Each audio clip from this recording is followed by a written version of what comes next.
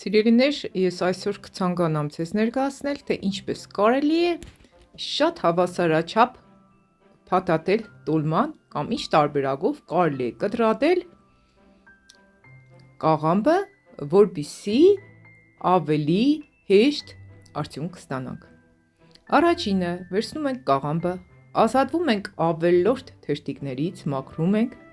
պարտադիր լվացնում ենք, այնուհետև կտրատում ենք այն տարբերակով, որ ձեզ ցույց կտամ շատ մանրամասնորեն։ Սկզբից կազատվենք պտղակոտից։ Ինչի համար կազատվենք պտղակոտից։ Պտղակոտից կազատվենք այն պարզ պատճառով, որպեսզի կարողանանք հեշտությամբ ստանալ ազատ անկախ թերթիկներ։ Հետո միջուկից ևս մի փոքր հատված կազատվենք,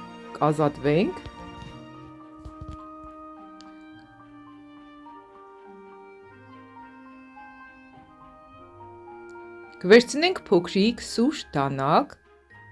ու դանակի ծայրի օգնությամբ կազատվենք գրեթե ամբողջությամբ միջուկից։ Այնուհետև կաղամբը շուռ կդանք,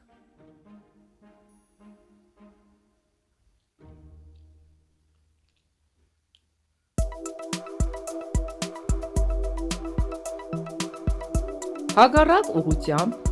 կտեղադրենք տախտակի վրա և կբաժանենք 8 հավասար մասերի։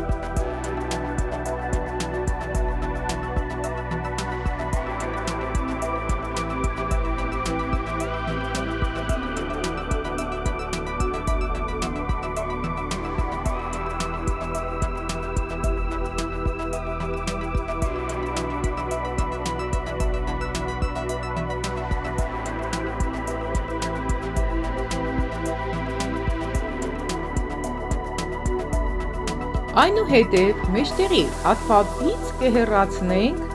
կաղամբի այն հատվածը, որ ենթակա չէ տոլմա փաթաթվելու։ Մեջտեղի հատվածը կհեռացնենք ու այնուհետև կթողնենք այն հատվածները, որոնք որ շատ հեշտությամբ հավասարաչափ կարող ենք տոլման փաթաթել։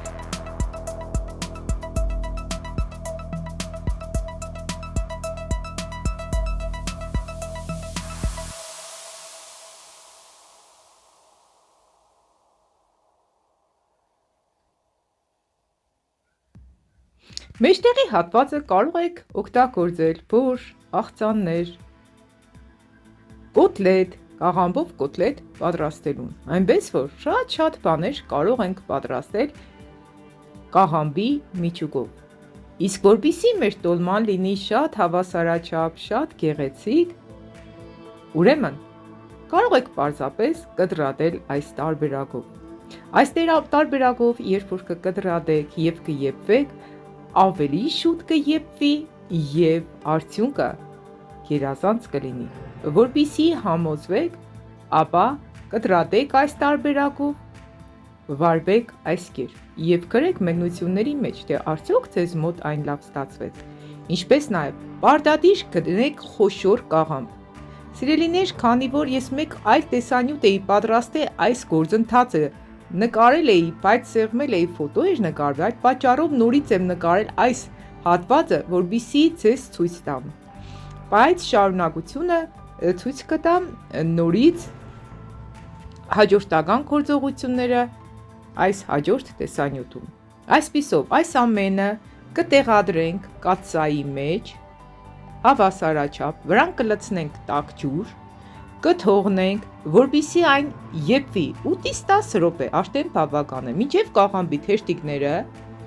փափկանան եւ դառնան ավելի ճկուն եւ ենթակա լինեն արդեն փաթաթվելու։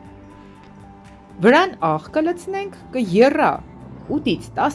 10 րոպե եւ կունենանք գերազանց արդյունք եւ պարտադիր վրան կտեղադրենք նաեւ կապարիչ։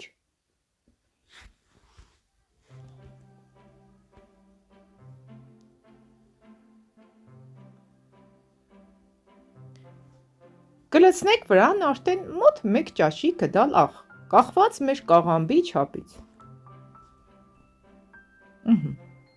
Հիմնականում մենք եփում ենք այն մասսան, որ մեզ պետք է տոլմա փաթաթելու համար։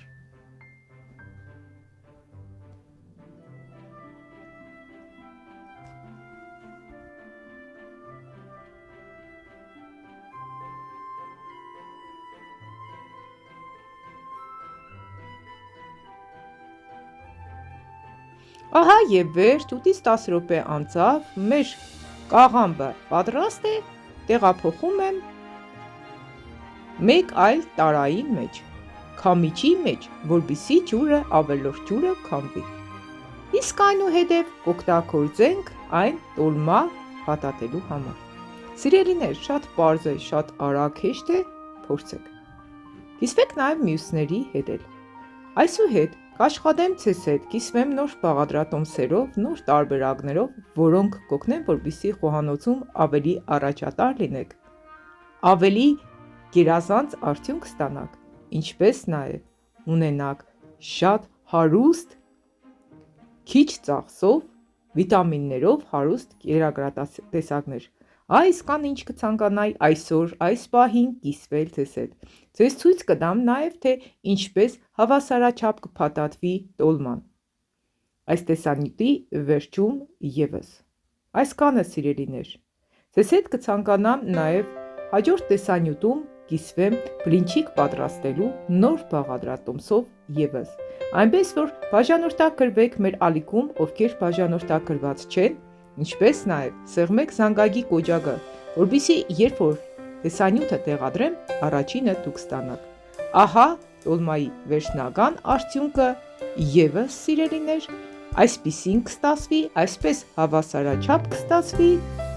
պատրաստեք ու ուրախացրեք ձեր ընտանիքի անդամներին այս նոր հիանալի տարբերակով։ Լավ մնացեք։